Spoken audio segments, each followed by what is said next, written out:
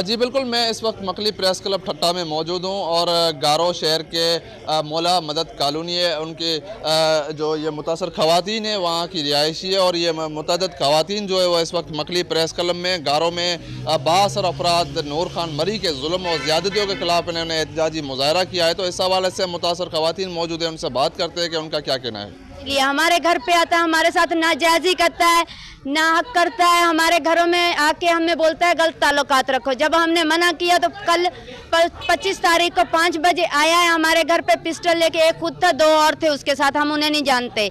हमारे घर से सामान उठा के हमारी आंखों के सामने लेके गया है। बोला अगर तुम नहीं करोगे हमारा सामान है, 4 सोलर प्लेट हैं, 2 पंखे हैं, 2 बैटरी हैं और 2 चारपाई हैं, 1 वॉशिंग मशीन है, ये लेके गया है।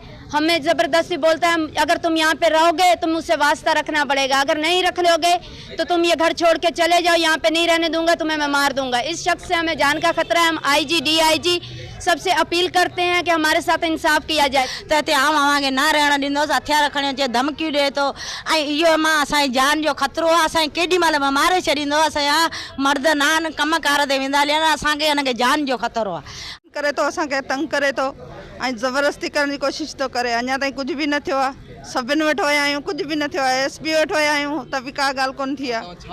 असां चवंदा आहियूं छा इंसाफ़ कयो वञे न।